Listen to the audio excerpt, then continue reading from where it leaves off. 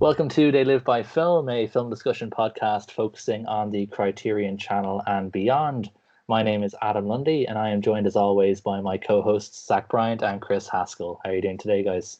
Hey, Hey, it's not the morning, so pretty good. Hey, that's great. It's getting late for me. The sun is setting, which is something we don't normally do on this podcast. Normally, I'm the guy who's chip and ready to go, and these are the Zach and Chris are the zombies just crawled out of bed, sipping their coffees. But yeah, everyone's kind of fresh now, which is good. Yeah, we're going to jump straight into this week's episode. The first film we're going to be talking about is a 1942 film from Preston Sturges called The Palm Beach Story. For those who aren't aware of the film, just to give you a brief synopsis, an inventor needs cash to develop his big idea, so his adoring wife decides to raise it by divorcing him and marrying a millionaire. Yeah, it's one of those sort of 40s, what do they call them, screwball comedies that Howard Hughes pretty much invented. They talk fast, it's action-packed, it moves fast, the plot doesn't really hang around, things happen pretty quickly.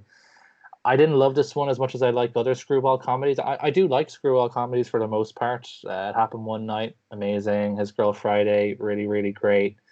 This one I didn't love as much. What do you guys think? Anyone want to jump in with some initial thoughts? I think Chris is the most negative. I have a feeling. Like I didn't love it either, so I'd like to hear what Chris's feelings were.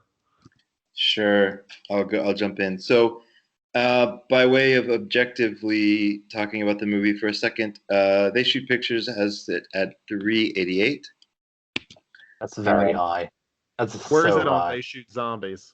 I'm assuming it's like Number top 10 for They Shoot Zombies for being skater. I like what I've seen from Preston Sturges so far. Like for years I talked about Sullivan's Travels being one of my favorite movies. I think Sullivan's Travels has this incredible, insightful script that's like very kind of warm-hearted, but still funny and like kind of edgy and sort of controversial at the time it came out, of kind of making fun of people that want to like represent poor people by going to like live with them, even though they're being followed around by a van of luxury and all these crazy ideas. Like a very innovative story and like very progressive. So I had really high hopes going into this movie, and I didn't connect with it at all. Like Yeah. we can get into it more here throughout as we're talking about it, but the biggest thing I'll say is like everybody's an asshole, except for let me see if I get the character's name here really quick. So John D. Hackensacker. exactly, yeah, that J.D. Hackensacker III was a sincere character, and the husband was kind of portrayed as somebody who didn't really like the idea, but kind of like went along with it and sort of like was easily convinced and stuff. But just like the whole story was just full of like unsavory like characters that I just didn't like, and so I didn't connect to the story at all. I actually was quite annoyed by the end of the movie. Um, I'll stop there for now. I'm curious what y'all thought, and we can dig into some more specifics on why, I guess. But I like the movie okay. Like it's not one I feel like I would ever rewatch. I just feel like, and this is going to be my bias of what I like, I just think it would work better as another genre. Like I mean, you look at the characters and what they're doing, you could almost see as them as almost like this.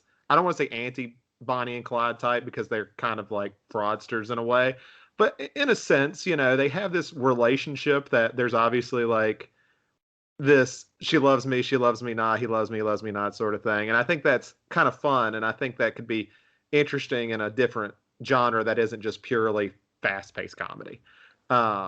I think there's just a lot more you can do with that. I would, like I said, my bias, it would have been cool to like see them sort of try to unwillingly work together for some kind of common goal, because it's just the plot is kind of weird anyway. The idea that she goes to, I don't know if this is just like a 1940s thing that I'm unaware of, but you have to leave the city to go get a divorce. Like, I'm sure it's a joke and I just don't get it. And maybe it's where this movie's old, but it just really lost me a little bit. I Like think it was that something entire to do premise. with, yeah, I think it was something to do with this. Maybe it moves faster in Florida or something. Or is Palm Beach in Florida? Am I? yeah, Okay, yeah. Um, Yeah, I didn't really get that part either. I'm glad you said it about the whole different genre thing because, like, in my review, this is like pretty much what I wrote word for word. In the hands of another writer or director, it could have been a really great film noir. Yeah, Uh, I could see a film noir for sure. Like yeah, even a more humorous one, like one that doesn't get super serious, but still, I mean, you can still have the comedy elements. And like I know I'm the biased one who has a problem with comedy anyway, so take what I say with a grain of salt. But um, I think there's a cool plot here. It wouldn't be one I'd rewatch. There were some funny parts. yeah. Like the main issue I had wasn't necessarily with the characters. I thought a lot of the characters were just very one-dimensional. They weren't really developed very, very well. Like even what's her name? The Claudette Colbert, who was great in It Happened One Night. Even she wasn't very good in this. My main issue was more about, yeah, the plot wasn't great, but also like the pacing of the plot was pretty bad as well. It took forever to actually set up like the main goal of trying to scam this Hackensacker guy. And Yeah. then by the time they actually set it up, there's only like 20 minutes left. And then the film ends so abruptly. It's just kind of like everything builds up, and just when you think the third act is gonna kick in, is where they just decide we're gonna complain everything, and then everything still works out happy in the end anyway. It just kind of feels like it's a weirdly paced film that kind of writes itself into a corner, and they don't want to go too dark with it. They still want it to be funny, so they just kind of tack on this ironic joke ending to try and still make the film light.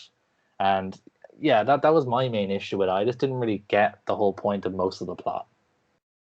This is going to sound like a weird comparison, but and I don't know if we're going to talk about the ending, if we're going to spoil it or not, but just to kind of keep it vague, it had that like monster movies right now. Do what? You're going to go compare it to Universal monster movies? I should. No, I'm actually going to compare it to a Werner Herzog film. I don't know if I want to give away which one, but let's just say he worked on one with Nicolas Cage that has everything really works out, and it's on purpose. Like the whole point is it's like he has like all these problems, and suddenly person after person comes through the door and all his problems are solved. And it kind of feels like that, but I think it works better in that one. But I do kind of like the ending of this just for that, because it's so bizarre. Yeah. And I don't know if it's specifically because the writer is almost getting meta, like I have no idea how to end this, so we're just gonna do it. It was planned. It was the only ending in which everyone came out winners, and they decided, like in any other film, they'd say, well, we can't do this. Yeah. But then this one, they kind of said, it's a comedy, so we kind of can do this. And they just said, fuck it, and did it. I don't feel like spoilers would be a terrible thing for this one, right? It's not like it sets it up. It's not like you're going to guess the ending, because there's literally no setup for it. Oh, yeah, it's just completely... Well, I suppose technically... Did they set it up? It is hinted at in the opening credits, because... Okay, God, I forgot. I forgot. Warning. I'm going to go in officially with the spoiler warning. Here on for the next few minutes, we're going to be talking about the ending. So the ending of Palm Beach Story, if you've seen it or if you don't care about knowing the ending of a film that's like 80 years old, is basically after Tom and Jerry, who are the main characters who are hopefully trying to scam this Hackensacker guy, decide that they're going to give up on their plot. They're just going to go home and they're going to stay married. Hackensacker's sad because he wants to marry Jerry. Hackensacker's sister is sad because she wants to marry Tom. And Tom and Jerry go, oh, but did you not know? We both have twin siblings.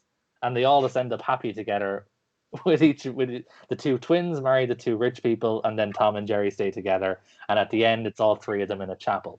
Now, it's completely out of left field, unless you kind of paid attention to the opening credits of the film, in which you see Joel McCrea and Claudette Colbert running around getting ready for a wedding, but they're in different situations and wearing different clothing. So then you realize at the end, you were actually looking at them and their twin siblings getting ready for this wedding. That's why they were wearing different clothes in the opening credits in different scenes. I paid so little attention to the opening. Like, I just didn't even think about it. It was just, I think I was getting something to drink while it was going on. I'm not even gonna lie. I think I went to get a bottle of water, so I completely missed that. I just thought it was so odd, especially for that era, because so many films in that era, the opening credits just happen over just a blank slate with some classical music. So I just thought it was weird that they were actually doing stuff during the opening credits. That's why it caught my eye. And I didn't really get what the opening credits were all about, because like there'd be one scene of Claudette Colbert in a car, and another she's like locked in a closet wearing different clothes, and I'm like, Yeah. I just didn't get what was happening. And then at the end, it just kind of clicked, because then it showed them all all six of them in the chapel. That's a great point. Yeah, that actually, I totally forgot about that. But I remember like watching the intro, kind of like what, and then just sort of zoning out because like I don't understand what's going on. Yeah, and you would never even really think anything of it, because obviously the film does not allude to them having twins in any other way throughout the whole rest of the film. Right, So right. it would never even bring your attention back to this. They skip into the sort of main sort of rumblings of the plot like immediately.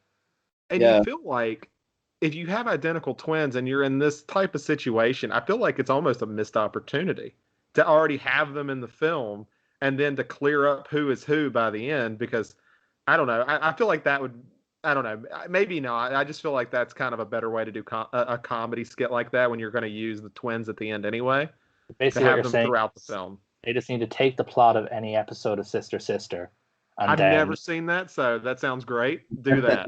oh, okay. Just take. I don't know how you've never seen Sister Sister. I'm pretty sure we're the same age, but What yeah. channel did it come on? Oh, that's asking me an odd question. I didn't know if it was a Disney Channel thing or what. No, it wasn't Disney Channel. I'm pretty Okay. sure it would have been like Nickelodeon, maybe Fox. You know Tia and Tamara, though. Surely you're aware of Tia and Tamara. That isn't That So Raven, is it? Is that the same show? Are they okay? No, I that's don't. different altogether. Chris, do you know what I'm Okay. talking about? Do you know Sister Sister? I'm just looking it up right now. I've definitely I'm never honestly seen it. just I'm devastated right now that you don't know what I'm talking about. Apparently, it was probably on the WB stuff. Okay, I didn't watch a lot of that except for shit. The Animaniacs. There we go. Jesus. Oh yeah, Yeah, I'm gonna claim my. I was living in Indonesia at the time, so I'm gonna claim that's my very interaction. fair. You I'm know, gonna say Chris that has a Chris good was living in excuse. Indonesia at the time, so I didn't see it. Okay, well, the plot of Tia and Tamara are these twin actresses, Tia and Tamara Mowry, and the plot of every episode of Sister Sister is that because they're twins, they end up getting mixed up and in all sort of hijinks because they're twins. And I just feel like it could have been applied to this film, as you were saying. Yeah, that'll work. I'm It's glad like- I learned something new. It's on Netflix, so I'm gonna go binge watch it later. That's literally what I've been doing. So just getting that nostalgia back. It's actually it's a funny show. It's actually very maybe raunchy is the wrong word, but there's a lot of adult orientated jokes in there. That's funny. Kid It's show. like the horror movies where like everything happens and they wake up and it's a dream. This is like the comedy equivalent Yeah, of that. honestly, it is. It's I honestly I don't know who wrote this film. I didn't look at the writing credits or if it was based on a novel or a play, like a lot of these early classic Hollywood films would have been. They're sort of treatments based on other treatments, based on plays, based on short stories, all that crap. Yeah. So I don't know how this fit into that mold, but honestly, I just feel like the writer got to like page 150 of their script and they thought, oh geez, how am I going to finish this film? Sturgis did write it. Yeah. I feel like Sturgis has got to like page 150 of his script and thought, oh geez, how am I going to finish this? Yeah. Just said, let's just make them confess, but it's all okay because they have twins. And yeah, I mean, I at least appreciate that he just went like at that one you could like cop out the ending, but that's so much of a cop out that it almost turns around and works again. Like almost because it's so out there. It works because of the genre he's working in screwball comedies where so much crazy shit can happen. You know, it works because of the genre. If this was more straight laced, it could never have possibly worked. Like even I would even think now if you were to do like maybe like a romantic comedy nowadays, so which would have a lot less of this sort of fast paced silly comedy, would have a lot more drama thrown in, it wouldn't work. Like if pre-McConaissance Matthew McConaughey was to have made this film with Kate Hudson and that was the ending, people will be calling it terrible. I really want a remake with that. Please. McConaughey and Kate Hudson are in the main roles. Because I feel like that's just the perfect pairing for a mid-2000s crappy romantic comedy. But but it would never fly. It can work in a screwball comedy because so much mad, crazy shit happens at such a fast pace in these films anyway. Yeah. Speaking of kind of random here, but the guy that played Hackensacker was this extremely famous, sort of like Justin Timberlake, Kanye West style, like singer entertainer that got into acting a little bit, and his name was Rudy Valley. And I have to read this bit of his bio because we always like I don't know about y'all, but I always think that product placement has gotten worse like over the years. Like this is like like it's worse than. But he was so in the 20s and 30s he had a hit radio program called the Fleischmann Yeast Hour. Appetizing. Yeah. So anyways, I just thought that was cracking me up. The Fleischmann Yeast Hour. It's Yeah. not even. I understand why they had to go down that route to try and market themselves. Like, there's not really a whole lot of ways you can market your company called Fleischmann Yeast. You have to I feel like you have to try and associate yourself with someone who is thought of as cool in that time. Yeah. Anyway, that was funny, but yeah, it's I don't know. Yeah, I feel like overall the film is just pretty pedestrian. It's like if someone wanted to get into screwball comedies, I probably wouldn't recommend this one. I'd recommend others for sure over it. Definitely It Happened One Night and His Girl Friday. Maybe even like Bringing Up Baby, which I didn't love either, but maybe even Bringing Up Baby over this as well. I just think I think the film is I think it's too fast paced for its own good. I know that kind of sounds weird because I kind of criticized the pacing of the film earlier, where they take so long to get to what the main plot is. But so much crap happens also in the interim of getting there. Like everything that happens on the train, like none of that needed to happen, but yeah. it happens so fast as well. And Sturges I feel like he tried to cram so much into the. I'm still gonna stand with my point I made earlier, where I feel like he got to like page 100 and something of his script and thought, I've put so much into this film, and I need to end this now, because whatever company this was that put it out, I don't know, I didn't pay attention to the studio, but whatever studio is not going to green light a 2.5 hour comedy, I need to end this right now. Right. And that's where I kind of feel with this film. There's a lot in it. So much happens in the film, and then it just kind of just ends. One element that I actually thought was kind of weird, and it didn't really sell on me, as much as I like the chemistry, and I don't know the actors and actresses' name, but the main couple, the ones who are divorcing. Like, I like their scenes together, and I think their fights, but it always comes off as like old married couple, like not we're about to get divorced, like just people bickering. giving each other shit for 10 minutes. I mean, and it's like, I get it. You got to keep the tone. I have no problem with that. It just always kind of felt a little unconvincing to me, I guess. Yeah. But I was like, I don't know. This seems like if they were 20 years older, you'd use them as the old married couple in another comedy. Like, that's stuff they said to each other. Yeah. I don't know. Maybe that's kind of the point, because at the end of, like, the whole point of the film is that I suppose Jerry still loves Tom. I feel weird talking about their names are Tom and Jerry. But they still love each other, and it's obviously this very weird dated thing where she feels she needs to leave him for him to. It's all very dated, the whole sort of gender politics surrounding this, and the reasons for their split up and everything like that. But yeah, no, for sure. Yeah, you never feel like they don't like each other or hate each other or don't want to be with each other, through what they talk about. But maybe that's the point. I'm not too sure. It's not articulated very well in the film. How it's put together. But yeah, I think as I think more about it and kind of hear y'all talk about it as well on this, I think that for me, the way that I can kind of sum it up now is that, like, even the Ale and Quail, the club, Ale and Quail Club on the train. Yeah, those guys, they annoyed the crap out of me. Yeah, I really didn't like them. Right, just total assholes. Like, I feel like this is a lot of jokes that kind of worked on like a napkin, or kind of worked when you're talking about it. Like, wouldn't it be funny if like this was in a movie? Maybe just in the wrong hands. Like, if you look at the rest of Preston Sturges' stuff, well, actually, I shouldn't say that. The ones I've seen, Sullivan's Travels was not a screwball comedy. Like, The Lady Eve was not. Like, these are, he has like a grace and kind of elegance to him, and he's a good writer. And I feel like maybe he just was trying to push himself a little bit into this genre. Somebody who's seen all of his stuff may fight me on that and say he did a lot of great screwball comedies. I feel like this one just maybe he was a little bit out of his zone, had some good ideas, maybe like Saturday Night Live skits or something where you're sitting around a writer's room, it seems funny, and then you see it live and it's not so funny. That's just kind of how it hit me. Like there was a few good jokes.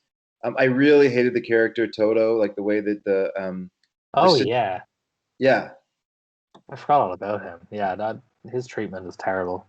yeah, like maybe funny if you're like 7 beers in, and you try to put it on a script and you get the movie made. I don't know. For me, it just didn't work. Never connected it as a whole. Yeah, I feel like a lot of the things they did in this film were done like a million times better in Some Like It Hot. Like all the train scenes that happen in this film are a million times better in Some Like It Hot, which I think was about 10 or so years after this, maybe 15 years after this. So I kind of feel like Billy Wilder maybe even just saw this film and thought, this could have been so much funnier. Yeah. And then he did Some Like It Hot. Agree the Weenie King is the best. Yeah, for sure. Yeah. For sure. Yeah, the Weenie King stole every scene he was in. All right, and welcome back to Collection Corner.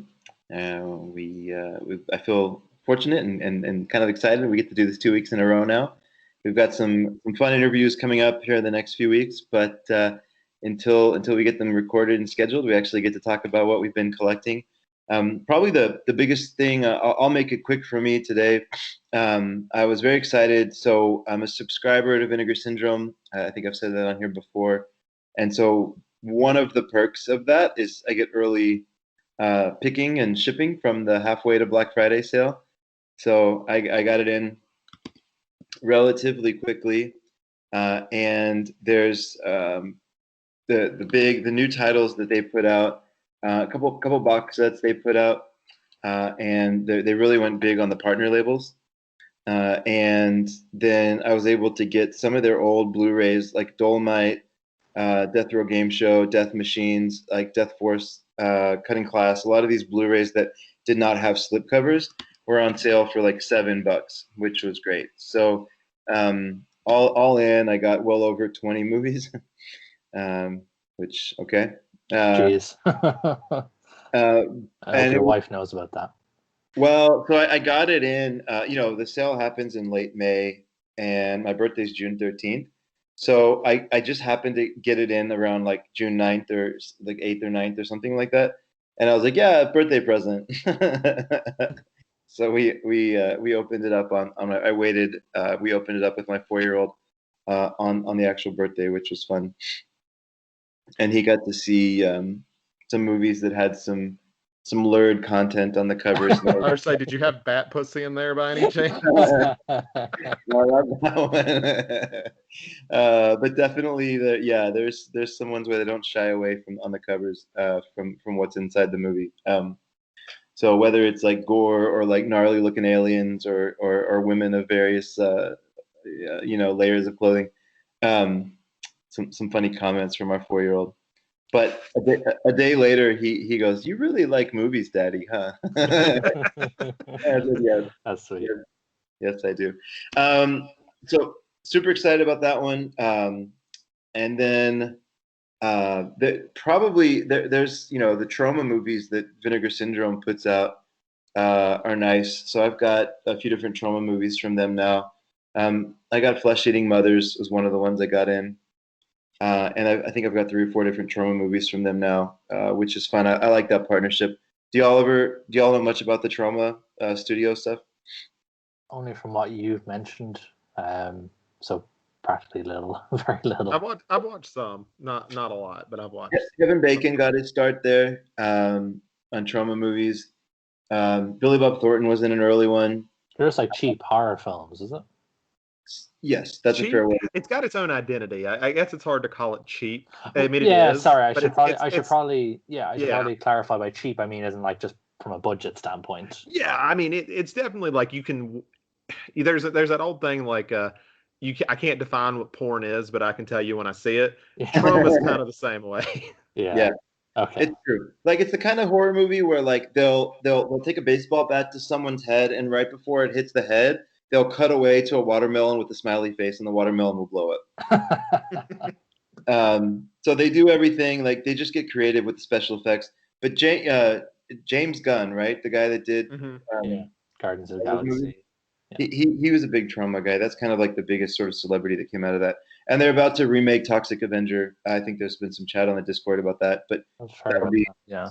yeah, that'll be the big splash from them. So, anyways, so yeah, Vinegar Syndrome I'm excited about, and then I finally found the slipcover for Spy Number One of Massacre Video, which is Hack O Lantern. Somebody finally put it on eBay, and it wasn't surprisingly it wasn't as much as I thought it was going to be when it went online. So it was under $100. I think it was even under $75 when it went online. So I got that. So now I'm complete on Massacre Video, all 10 of their titles, and then the 11th one is pre-ordered.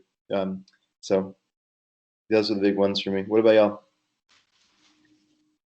y'all? Um, I got just a couple of small pickups this week. Just came in the door in typical me fashion. I had a pre-order that I forgot all about till it came through my mailbox.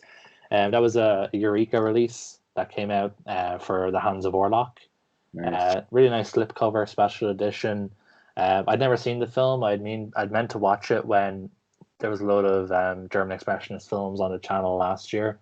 It was one of the ones that were on my list to watch, and I never got around to it. So it's nice to have a Blu-ray of it. At least I can watch it whenever I want. And then I got two new Criterions in, which just came out this month in Region B. I think they came out in May in Region A, and that's Merrily We Go to Hell from Dorothy Arzner, who made Dance Girl Dance. I actually watched this one last night. Really, really great film. Dorothy Arzner was becoming one of my favorite filmmakers of the 30s. She was just so talented. She was just a great eye for direction, cinematography. Her shots are really well composed, and she can get really good performances from her actors. So Merrily We Go to Hell was really great. And then one I haven't seen, I'm looking forward to, is Flowers of Shanghai, from how I'm gonna mispronounce this, Ho Xiao Hien, the Taiwanese guy that everyone loves, that I actually haven't seen anything from. So yeah, those are my three pickups. Obviously, all three were blind buys, but I watched Merrily We Go to Hell last night, and I really enjoyed it. So if anyone hasn't picked up that one, definitely would recommend it, especially if you've seen Dance Girl Dance, and that's such an unhateable film. You just can't hate Dance Girl Dance. It's so fun. So if you like that one, this one's a bit darker. It's not as fun as Dance Girl Dance, because it's about alcoholism and sort of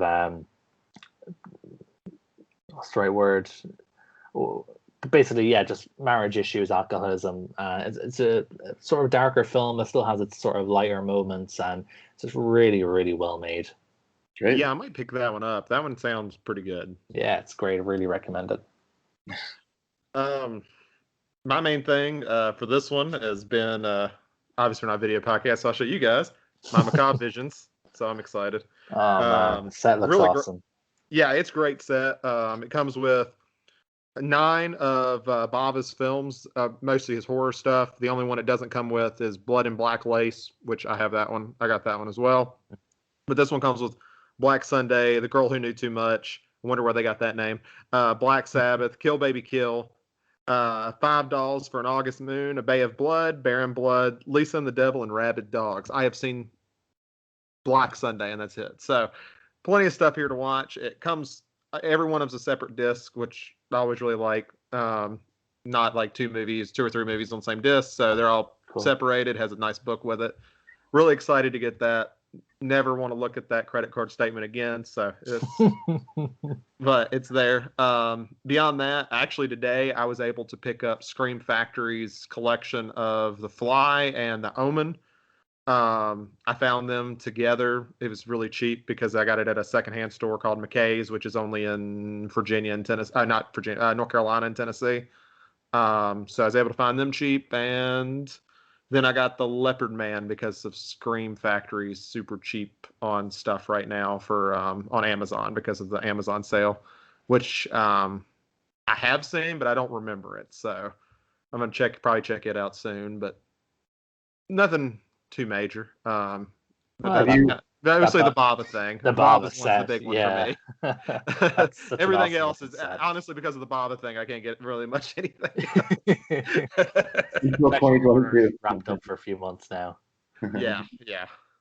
Did you spend more, without naming the price, did you spend more on the Baba set or on the halfway to Black Friday sale?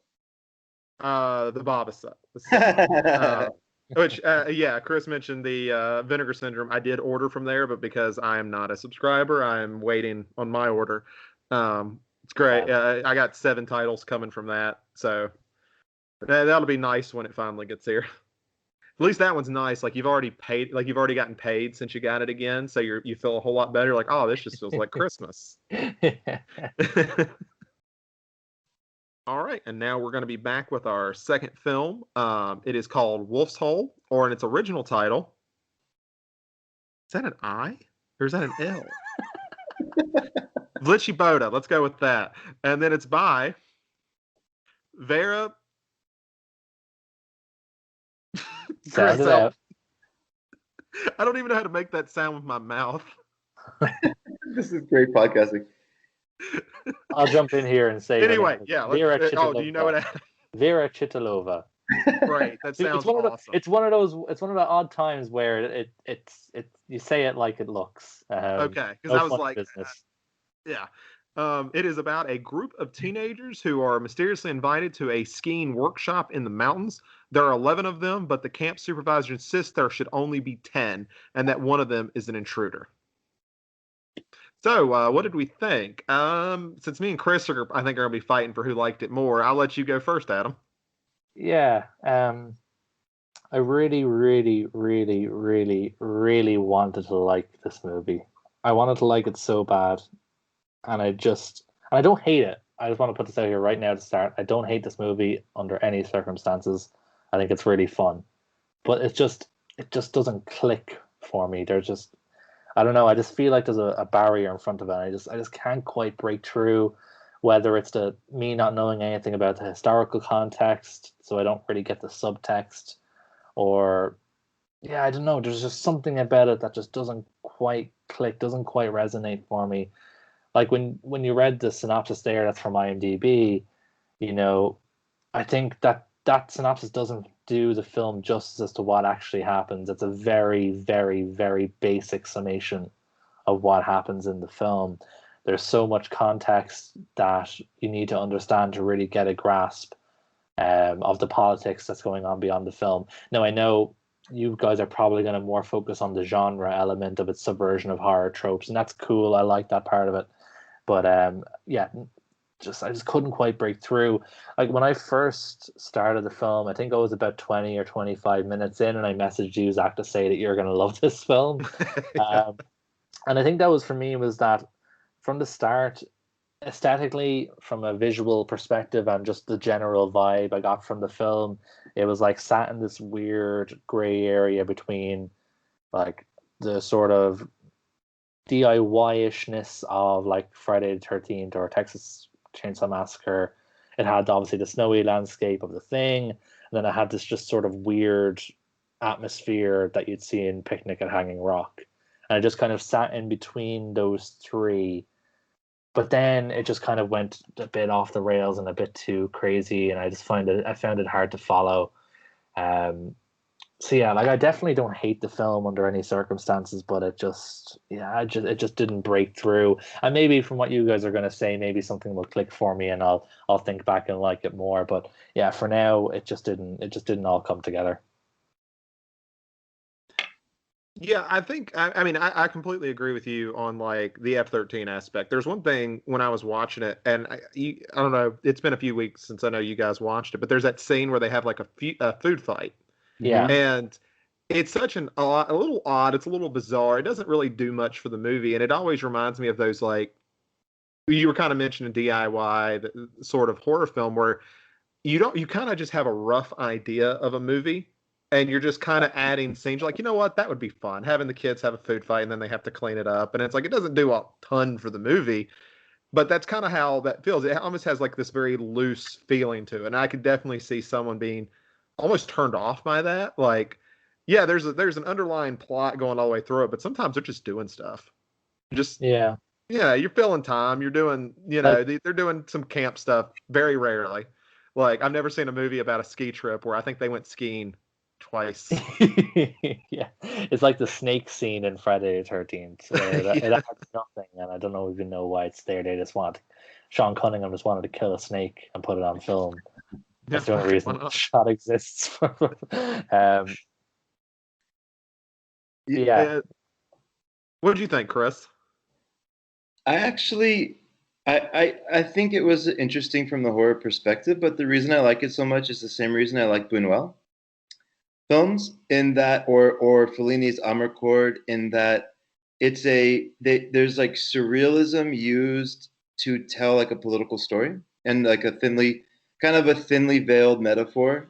Because I think the metaphor was, I don't know a lot about like Czech history, and like I don't know a ton about exactly what was going on politically, but I could tell that it was a thinly veiled metaphor for authority, right? And for like the way that they spoke, the way that they blindly followed the leaders in that camp, even though the reasons they were going to the camp were never fully described. Why they were so blindly excited to go to this camp was never really fully described. Why they had such control over this group, like never fully laid out. But like there was just this kind of blind like authority that they followed, and then there was a segment of that kind of rebelled, and there was a group that kind of um, pushed back, and every time they pushed back there was no real consequences. So you started to get this impression as the film rolled on, that the view of like authoritarian figures, at least in Chitalova's perspective, was that they really have no real power when the people stand up and kind of like push back, right? Like they're only, it's a perceived power, but like there's no real power. And then whenever things go wrong, they go out and like flail around in the woods like a bunch of maniacs, because like there's nothing, they don't really have any real kind of weight or power. And so that reminds me of, like, like I said, Fellini's Amarcord, talking about how fascism like stunts people's adolescence and growth, or like Buñuel's Viridiana that we saw, or like some of the other ones that he's made, where it's, yeah. So, anyways, like I liked it for those reasons, I guess. And that's just always the kind of film that draws me, and like I get hooked on that kind of stuff. So that's why I loved it. I think it's interesting because, I'll be honest with the fact that I know basically nothing about Czech history except for their names changed a bunch of times, and I actually don't know what the name of their country is right now. Now that I think about it, but it's a huge blind spot for me. It just is. I don't know the context of this movie. I think what connected it to me, and it's probably gonna. I'm not gonna say it's gonna seem insensitive, but if it is a lot about the authoritarian, I don't know how the Soviet relations was then. Um, I saw it more, I guess, from a perspective of, I work with kids. That's my main job. I work with them pretty frequently, and to me, it almost seemed like a film that was kind of putting how kids this age kind of deal with authority. They feel like some of it's arbitrary. They don't fully understand anything. Um, they kind of, they're given these consequences almost to the fact of, well, one person can't be here. Why? Why can't this one person be here? And it's the randomness of it. It's the way, the idea of teaching these kids to deal with these situations, but never fully making them aware of what it is. And I think that's what, we'll go into it, where the whole alien thing, I'm sure we'll get into, which kind of, that kind of, just to keep that vague. I feel like that's almost the way kids see, even though there's not a huge age difference here, there's enough to where, kids that age, they don't see authority figures or parents or anyone as themselves. They don't see themselves as a smaller version of them. It's almost an othered version of them. It's almost alien to them in a sense. So it's these people that just don't make sense, and that's how they deal with it. And that's kind of how I read the very end, which I won't spoil here unless we're going to talk about it. But it kind of leaves a bleak ending of where do they go from there. Yeah, they have something that seems positive, but is it really positive if you go anywhere past that? Mm-hmm. I like that. Whether it's, I'm just trying to think of if there's a way. So like whether it's kids or whether it's people that sort of, are stuck in a childlike state in a strong authoritarian government, Mhm. Maybe there's some similarities in what we're saying, even a little bit around just like not understanding fully like the people in your lives that kind of like have authority, but feeling like a weird pressure to like follow that, but then also like getting nervous when somebody kind of rebels, even though they might be right. Um, Yeah, breaking the system, you know. mhm. You've done things a certain way for so long, and someone going against that, you're worried it'll break everything Yeah. in a sense. There's a girl in the movie who kept a dog, right? Oh yeah, the Yeah. dog, that girl. I can't think of her name. The dog's name was. I tried to look up what the dog's name meant, if it meant anything, and I couldn't find anything. But Oh, that's a cool. I didn't even think to look that up. But like that was, I think that was the first time in the movie that someone like openly rebelled against them, right? Like they yeah, said, "Don't keep the dog," and she just did, right? Yeah. And there yeah. was I no mean, consequences. yeah. I mean, just told her like, hey, the food's coming from your portion, and that was kind of the end of it. Yeah, and that kind of opened up, I think, that thought process for me as I was going through it of just like, wait a minute, that's interesting that like there's no consequences here. And then there was the other kid that was like very openly rebelling, like the boy, kind of the Peter, tall yeah. thin boy was very openly rebelling. And then Yeah. as they started to uncover more and more about these leaders, I think you saw them as the film progressed. I think you saw them progressively as like not really having their stuff together, even though they seem so together in the beginning. Like there's a scene that really jumps out or sticks with my memory of where the older gentleman, the older leader, like the grand leader, is going outside and like kicking snow at the dog who's barking. And then there's the young boy who's like following him, and he like points the boy to the dog and is like, "Do this thing." So then the boy starts kicking snow at the dog, kind of telling him to be quiet. And it was almost like this weird scene of kind of like like he didn't really have it together. Like he was kind of like leading this kid along and showing him like the ropes of this as he went along. Anyways, there's some stuff like that that kind of stood out where I just felt like the like ineptitude or the uh, yeah, like the inability for the leaders to actually follow through on any of their threats or commitments kind of was shown a lot. I suppose it's that idea of disorganization that you see a lot. You see a lot of in like Eastern European Soviet films that try to sort of undercut the idea of a authoritarian government where there seems to be like ineptitudes of it. Like The Fireman's Ball, which is another Czech film from his name escaped me. It's the guy Milos who Forman. did Milos Forman, yeah, the guy who did One Flew Over the Cuckoo's Nest. The film, one of the films he made when he was still in the Czech Republic, deals with that as well. The sort of ineptitude of these sort of higher up figures, where they're trying to do something that they feel is important and trying to get certain messages across, but they just end up being inept and things sort of falling apart. Like I don't know. It's still like with this film, it just doesn't. I don't know. Again, I feel like this would probably be a great film for Czech people to watch and be able to get what what Vera Shitlova is trying to say. It's probably it's difficult to watch it from that perspective as an outsider without knowing any of the context behind all of this. Because I suppose really now, even at that point, we're all just kind of guessing as to what actually was going on with this film, just trying to make our best guess at it. Yeah, totally. It does feel like it was made for an audience that would resonate very closely with it. We were talking about that a little bit with Jiawu as well, right? Like it's fun to, I mean, different context because everybody was like crazy for that movie, including me. But Yeah, it would probably be even more meaningful, like for somebody from a small Chinese village around like the late '90s. I suppose the main sort of difference between those two is that Jabu really wears its message on its sleeve, Hmm. whereas Chitalova tries to obscure it by putting up a subversion of a horror film, which I suppose you probably had to do for the political context. Especially if this was still very recent and this government that she was undercutting was still in power, she probably couldn't just come out right and make a politically damning film. She would have had to go the surrealist route in order to hide her message. Yeah, I agree. There's a part in the film that happens later on where they're kind of talking about the sense of immortality, This is Yeah. why it's always tough to try to do this vaguely, but in that sense that it almost seems like basically the idea of death is what causes chaos, like the fear of that, and everything is rooted in that idea. And that's why it's like, well, you're the only ones that can deal with that. And I think it's always interesting to use kids in that sense because that's probably the least likely people who have that sense of mortality.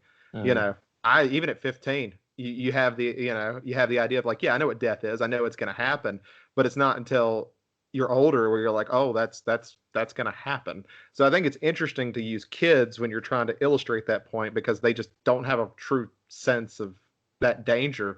And I almost feel like that's partially why they seem to joke through every bit of it. Like they don't take any of it seriously, which is true to kids. Kids don't take Yeah. anything seriously. Yeah, totally. And I think I don't know. I almost feel like there is something there of what they're trying to say if we're going with the idea of the political message of how hard can it be to control people who don't fully understand what's going on, because they never do. They don't understand their own life. They don't understand why they're there. We as the audience don't understand why they're there. We know they got an invitation for some reason. Yeah, we're given very little to go on. I suppose that's probably Purposeful. so. Yeah, I suppose that using the youth as well probably comes to the point where most revolutions are started by the youth. Like a lot of times, it's like students in college and stuff like that will Hmm. like start the revolutions. And obviously, I know these kids are younger. They're probably like 16, maybe Mm. 17 at a push. Maybe that's why she wanted to go with kids as well, because the youth are usually the ones who will rebel and go against this sort of this sort of regime that thinks knows what's best, and these kids are like, no, you don't know what's best. We can make up our own minds. Screw off, that kind of thing. I think Zach, you probably know this best, but wasn't the American Revolution mostly teenagers? Yeah, I mean, you wanted younger, in all honesty, and I mean, either your requirements weren't much. This isn't the revolution, but you talk about like the Civil War. The requirements to join then was I think you had to be 14 and you had to have a top and bottom tooth, and that's it. Wow. It was so you could open the gunpowder. You had to have a top and bottom tooth to open the gunpowder up. It would have been so easy to dodge that draft. Just knock all your teeth out. Just start pulling your top teeth out. Yeah. No shooting yourself in the foot for these guys. Just knock Yeah. all one of your, even just not all your teeth. Just knock out like all your bottom ones, and you're good to go. Good to go. Okay. But yeah, I mean, requirements to join revolutions, especially, were young. I mean, I couldn't imagine joining a revolution when I was 14 years old. I was that doesn't sound fun, actually. Being on the other side of that now, almost turning. I just turned 39, so I'm almost 40. Like, there's a lot of times throughout my day I feel inept. Like like I can sympathize with the adult. If you want to go with the like adult versus kid thing as well, even like whether or not it's the political or whether it's just kind of a metaphor about growing up or something. Like what when you have a kid or like in my job, like there's a lot of moments throughout my days where I'm like not as together as I thought I was at 20 as well. Like not even coming to terms with your own mortality, but just coming to terms with the fact that like you may not be as amazing as you thought you were at 20, and having to like reconcile with that as well. Like that, I think there's part of growing up where I can almost sympathize with the, the leaders there a little bit when you phrase it like that. Because the youth do have that arrogance of just like, well, this is clearly how the world is, right? Like just do it this way, or like just do it that way. Like why is this so tricky? Yeah, and I mean, it comes right after your stage and childhood where you ask all the questions in the world. Well, now Yeah. you've asked all the questions, and now it's the answer of, well, I know it now, so why are we doing it this way? And it's an interesting construct, and it's, like I said, that may not be the purpose of this film. It's just, for my job, how I read into it a little bit, but I think there is this sense that it's good to question and it's good to, build it, but there's that resistance too, and that's kind of seems to be a conflict here as well. That resistance between the established and the things can be better. Yeah, going back to my initial point, I think that probably both interpretations are valid in the sense of like this came across to me like as a very kind of surrealist picture, even though it was laid out very kind of bare. Like there wasn't, surreal imagery or there wasn't a lot of like I mean, I guess the people thriving around in the snow was pretty surreal. But outside of that, it was a pretty straightforward film. But I still think like the ideas, the concept, the amount that was left out, like all that is very similar to me for the reasons I love a lot of like the Haas films or Buñuel or any of these types we've mentioned. So One thing I thought, and I don't know if you guys caught this, I noticed that I don't know if it quite breaks it, but there's almost this fourth wall break with the way the camera has them almost looking into it. Like there's a part where I know she's pointing to someone on the bed at like the leader girl. I can't think of her name, starts with a B, but she's pointing to one of them asking for matches, and it's almost like she's looking at the audience directly.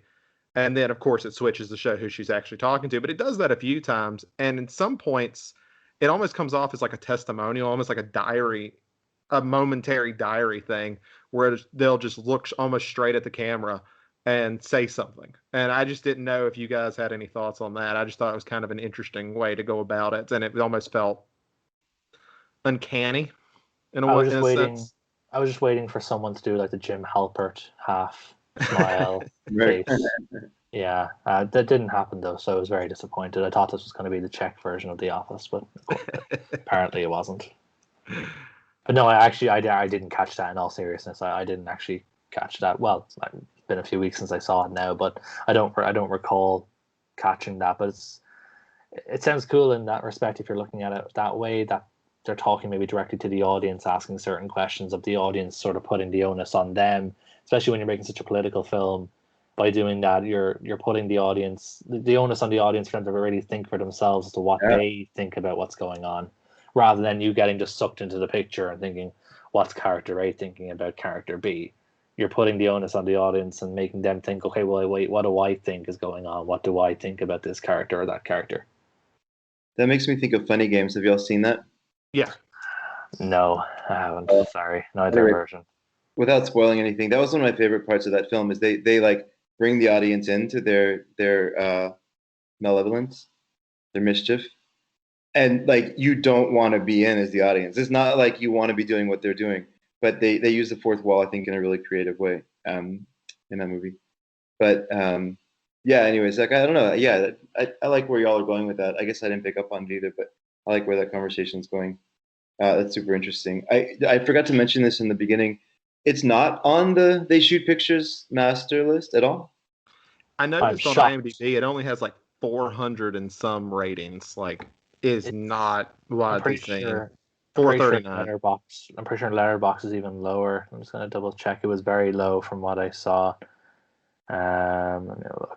Where is this? It makes me wonder if this is the Belladonna argument. Do y'all remember when Craig and Dennis were talking about Belladonna of Sadness, and they said like this was not on critics' watch lists until the 4K restoration came out, and all of a sudden people started watching it and like loving it. Yeah, I suppose that happens a lot really with any sort of film. It gets kind of lost in amongst the mix, and then when someone brings out a new version or a restored version, it gains popularity. I said the same thing when we did the sort of IMDb breakdown episode, and we were all kind of surprised that Come and See was so high, and it pretty much corresponds with the Criterion release of the new restoration, that nobody had been able to watch the film for decades, and then suddenly people are able to watch it, and suddenly now it jumps up on huge lists. I'm sure Set and Tango is probably going to do a similar thing in the next couple of years, because obviously it's become available now through Arbelos in the US and through Artificial Eye in Region B, whereas it was out of print on DVD. I don't know if there was ever a release in the US, but I know Artificial Eye had a DVD release that's been out of print for like 10, 15 years for Set and Tango, so I'm sure that's probably going to take a similar leap up as well. And maybe if this got a release from Criterion, I don't know if this is part of any sets, even like an Eclipse set from them or anything like that, but maybe if this got a release, it would get picked up. Like, only 768 Letterboxd users have said they watched this movie, which is an insane. I feel so special right now. We account for, like, our film club accounts for like 1.5% of that viewership. You know, it's kind of crazy, like that low of a number, especially for such a revered filmmaker as Shitalova, highly respected in her field. It's not like she's a very obscure filmmaker. Like, her film Daisies is on the Sight and Sound top 250. So it's not like she's like this weird obscure director that nobody even knows about. It's just this is like a later film after the whole boom of Czech New Wave. This is kind of later on in the sort of late 80s, whereas most of the Czech New Wave stuff was like 50s, 60s, 70s. So this kind of came after the boom, and she never moved to Hollywood like Milos Forman did. So she didn't really get that sort of extra, extra viewership that Foreman would have got because of his American pictures. Well, between now, oh, sorry, go ahead. No, I was just going to note, we'll kind of add on to that about the time period it came out in 1987, I believe. And you'd kind of mentioned the slasher thing too, and there's definitely elements there. There's no way they ever saw this movie without seeing a slasher movie before. Oh, sure. And it's kind of interesting, and that I don't know if that plays a part in it, but it was kind of the fatigue of the slasher genre. That's kind of where it starts, is in 87, 88. Friday 13th Part 6 had already come out, which was already kind of getting meta into the genre. I was just thinking, how many times has Jason died at this point? Yeah, I mean, this is when they're bringing him back to life with with electricity. I mean, and then you have Freddy. I mean, he would have been in his third or fourth movie at this point. Halloween Part 4 comes out in the following year. So I mean, it's a saturated genre, and I it's obviously there's a lot of reasons it didn't come in, but the idea that somebody looks at, oh, it's a bunch of campers at a lodge and people are going after them doesn't sound particularly interesting, even though it takes a completely different turn from, a Jason in the Snow, which I still want to see. And this kind of comes full circle into what I said at the start when you gave the IMDb summation. It does not give the film justice at all. When you read that, it just sounds like a generic slasher film. Yeah.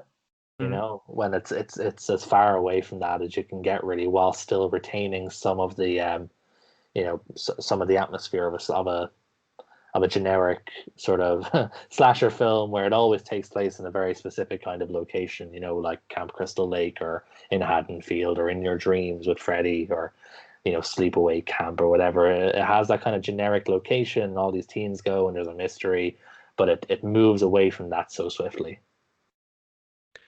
So I do want to note one part is really funny, where the one kid has the killer's tattoo on his arm, and they make a big deal about that later. And just because it's translated, it just comes off kind of funny, because it's like, do you know what killers means? And she's like, no, murderers. It just made me laugh so much. Like, I know it's a translation problem. Yeah, it's obviously a really rough translation. I mean, it must have some kind of slang meaning in Czech Republic. Do you know what killers means? No, murderers. What? Pikachu face. It's funny. Do y'all want to talk about the alien thing, or literally it would just be us guessing? I just have a really brief point, and I'm pretty sure you saw Save the Green Planet, because I'm pretty sure you wrote a review on it. Did you see Save the Green Planet, Zach? It's on my very long list. The aliens kind of, I don't know why, but the aliens just gave me a Save the Green Planet kind of vibe. I don't know if that came across for you, Chris. I mean, no, but as soon as you said it, like, yes, that makes sense. Yeah, that's all I could think about watching these aliens, because these are probably the same race of aliens from Save the Green Planet. If they're aliens at all, right? Like, that's very true. That's very true. Because they might just be trying to scare the shit out of them. Yeah, there's like this weird kind of like not supernatural, but like there's this weird element with like the way that they're writhing around in the snow, and they're like slightly off kilter as people, so they could be aliens, but there's nothing. They don't seem to be invincible at all. It could just be on a load of drugs, Yeah, exactly. It was the 80s. Exactly. So I don't know. I guess we could put some good vibes out. This feels like the kind of thing that would either be on a World Cinema Project from Criterion, those box sets they put out. Yeah.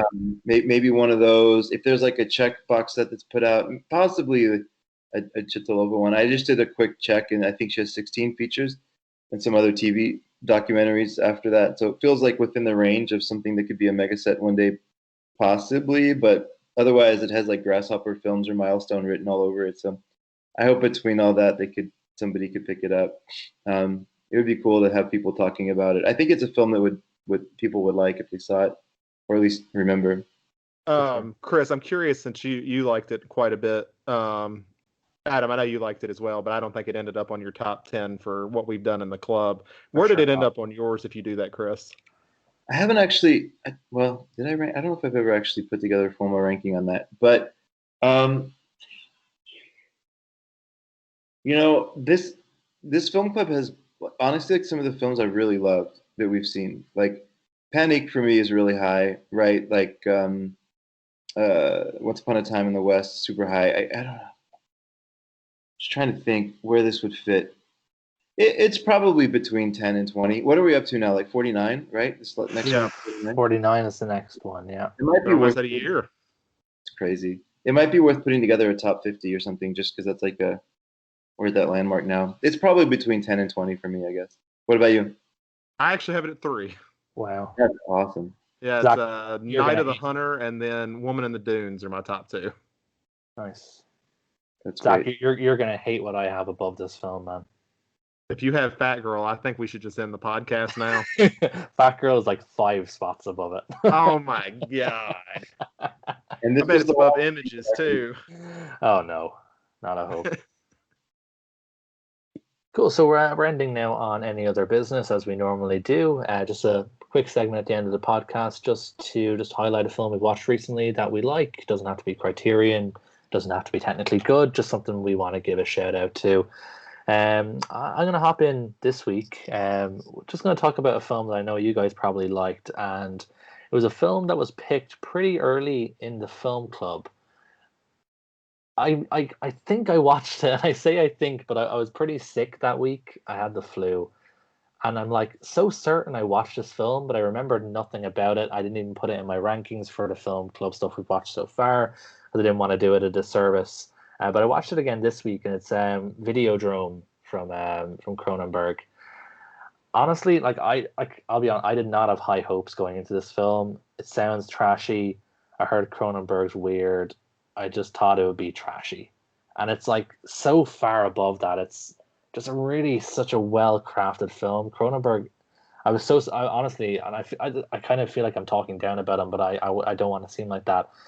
I just wasn't expecting as well a made a film, just from a cinematic point of view. The direction is excellent, the cast is phenomenal, the way he sets up his shots, the way he sets up the story, the special effects. It was all just an absolute knockout of a film. I did not think I was going to like it. I kind of almost half forced myself to watch it because I want to try and catch up on the couple of film club films I missed really early during the film club, and this was one of them. But I loved this movie, and it makes me want to go watch more Cronenberg if any of them are as sophisticated and well put together as this. Because like even though the film is about trash TV, mutilation, snuff, whatever, like it really like even though it's a film about that kind of content, this film never really feels seedy or trashy, despite it having all the hallmarks of seedy and trashy. Is just something about how Cronenberg makes the film just elevates it to just great filmmaking. I don't know how I don't honestly remember what you guys thought of it back. I don't even know if you were even in the film club, Chris, back in those days. What do you guys like Videodrome? I love Cronenberg and I love Videodrome. The only thing I'll always say is I love Cronenberg as long as I don't ever have to listen to him. I think he is a great filmmaker, but he's so annoying to listen to because he thinks he's a great filmmaker too. Oh, okay, right, okay. Yeah. No, but he is. Like I actually really like his son. His son has started making movies. He's made 2. He made last year's Possessor, which is phenomenal. But Videodrome is great. I don't like it as good as Scanners, but I think Videodrome's really good too. Scanners one where the guy's head blows up, isn't it? I know the meme. I'll need to get that. That one's on the channel right now, isn't it? Yeah, it's in the collection as well. Oh, is it? Okay, I'm gonna watch that at some point. That's cool. Yeah, I think Cronenberg's one of those guys who's like an academic. And there's a lot of like subtext and layers in all of his scripts. I've been a huge fan. I actually randomly the first Cronenberg movie I saw was History of Violence. That's a good one. And Eastern Promises. Yeah. That was Viggo Mortensen. Is he in one or both of those? Yeah. Cool. History of Violence is amazing. Like I just remember sitting in theaters being like, "Whoa, how have I not seen this guy before?" I And forgot he made that, to be honest. I just have him, he's synonymous with body horror in my eyes. yeah. Because obviously that's what he's sort of mainly known for. So I I forgot he even think made History those. of Violence is a comic book too. I think it's actually based off a comic. Oh. Oh, cool. I want to say I could be completely wrong, but I feel like it was. Well, that's No, great. definitely a filmmaker I need to get more into, because like that was my first of his. I was kind of afraid to watch it because it just seemed like just kind of trashy. But yeah, it was so much more than that. So definitely need to watch more of his. What about you, Zach? What have you seen? Um, Chris, I'm sure you've heard me talk about this maybe enough, but I will bring it up on here since I ordered it recently. While I had the house to myself for the week, one of the first ones I watched a bunch of stuff, but I watched The Velvet Vampire, which is actually somebody um, in our group actually has it in their top 100 as well. It was made by Stephanie Rothman, who is 100% influential when it comes to women directors. She's fantastic. She mostly did exploitation stuff. That was kind of her what she could do. She started with Roger Corman and just kind of stuck with it for a while. But Velvet Vampire is incredibly unique. Like, when you think of exploitation, or in this case, it's sexploitation, you think of gratuitous sex and violence, and those elements are sort of in there, but I guess because it has that woman's touch to it, the nudity feels very tasteful. Like, you're not used to really saying that in this type of film, but there seems to be a purpose behind it. There is a lot of commentary on sexuality. Just to kind of give it a heads up what this movie is sort of about. This couple is traveling and their car breaks down in the desert, and this woman offers to kind of house them for a little bit, and she just doesn't seem quite right. Celeste Varnell, who anybody who's a Star Trek fan is probably pretty familiar with her. She plays the vampire. It's not really a spoiler. She's a vampire.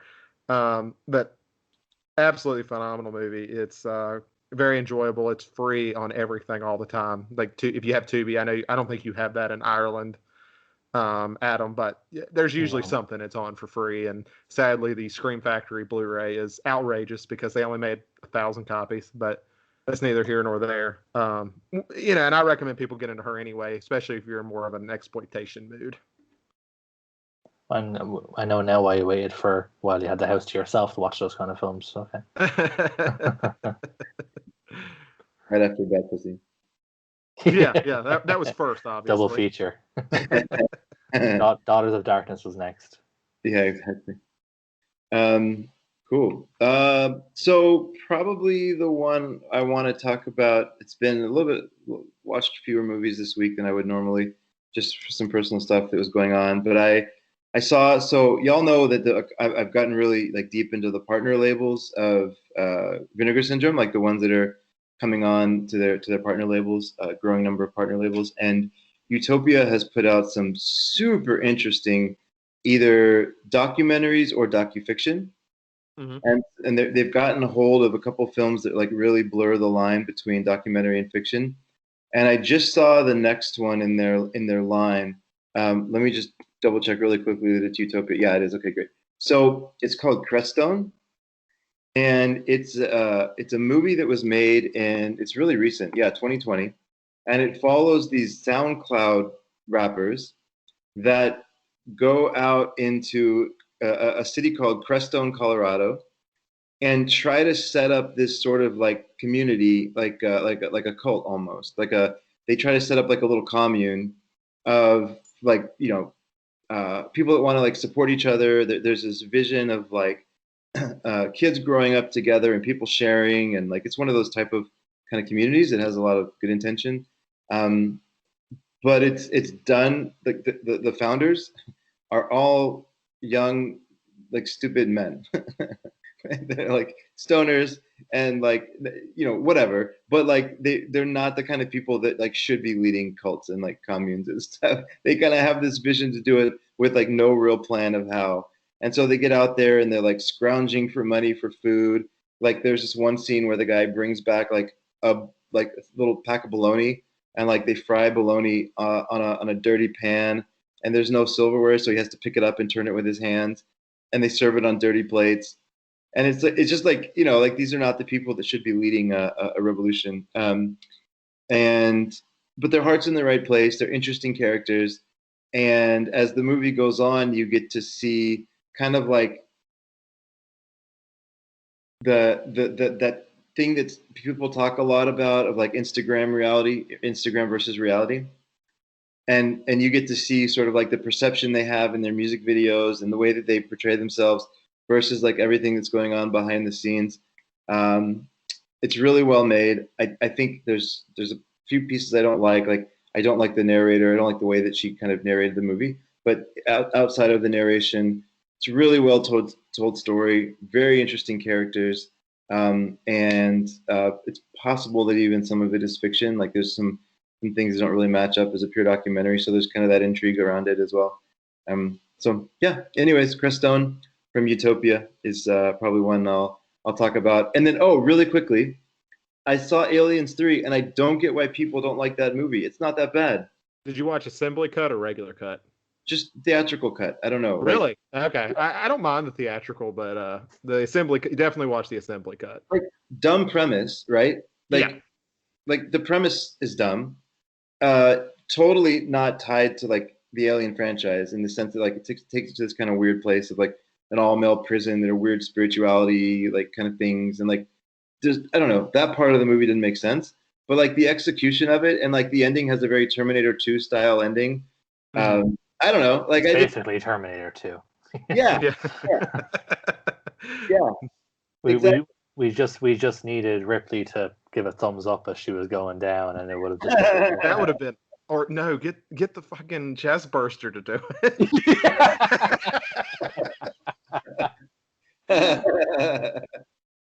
Yeah, I mean, it was enjoyable. I don't know, like it was a dumb movie, but like I guess it's where it comes right after 1 and 2. Like there's still debates of Alien 1 or Aliens or is better, and it's definitely Alien. Just thought we'd clear that up. But I guess, yeah, I think it's just about do you prefer horror or do you prefer action? And people who prefer action for Aliens, people who prefer horror prefer Alien. So doesn't comprehend to me. So I always chalked it down because Aliens is more action packed. Oh yeah, and Alien is much more slow burny kind of. Probably why I also like Terminator better than Terminator 2. Yeah, I mean, like James Cameron and Michael Bay are very similar directors, right? We're getting some hot takes here. Here we go. Let him finish. I mean, not strong on dialogue, and they make movies that are like super appealing. Like I think I just saw Aliens as well. I'm kind of going through them all, right? Like dumb movie, right? But super fun. Like she's driving a Batmobile at one point. Like the movie's dumb, right? But like it's fun. I mean, I enjoyed it, right? In the same way that like Michael Bay makes some movies that I'm like Bad Boys 2 is like what a dumb movie, but like it's fun, like it's entertaining. I don't know if is that a hot take? I thought it was. That was fair. I just thought we were going to say that they were like equivalent directors, and I'm like, ooh, this is going to be interesting. Yeah, when you're comparing styles, okay, fair enough. Yeah, when you're comparing output, not at all.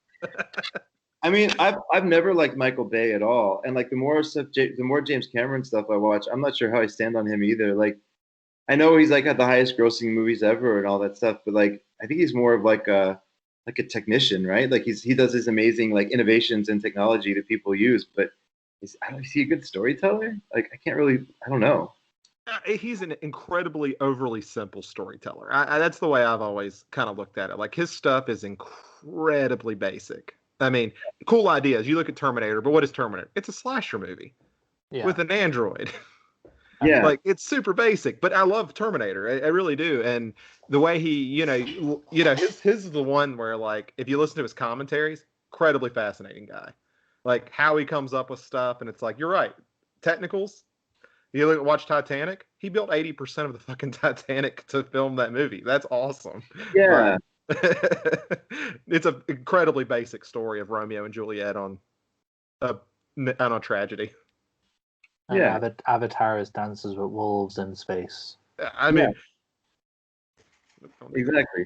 So anyway, whatever. I guess maybe I didn't realize James Cameron was a hot take. Maybe he's beloved, but I just think like the more I just wish he wouldn't write dialogue. Let me just say it that way. I think that's not his strength. No, it definitely isn't. Though I did learn with Cameron that he was the matte painter for Escape from New York recently, and I think that's awesome. It's cool. That's cool. That totally fits somehow. Yeah, I love. He's a great artist. Like looking at his like what do you call it? When you're doing the planning stage, I'm blanking out on the thing of it, but when you're doing concepts, Yeah. like storyboarding, his storyboarding is incredibly detailed. And then you go look at Rian Johnson's, and it's stick figures, and it's hilarious. Yeah, but will it ever beat Kurosawa's, who painted, literally painted portraits for each story? Yeah, like that's what I want in my movie. Yeah. That wraps up this week's episode of They Live by Film. If you want to read more of our thoughts, visit theylivebyfilm.com. And you can also follow our Letterboxd, Reddit, and Instagram accounts from the links in the description. For now, take care.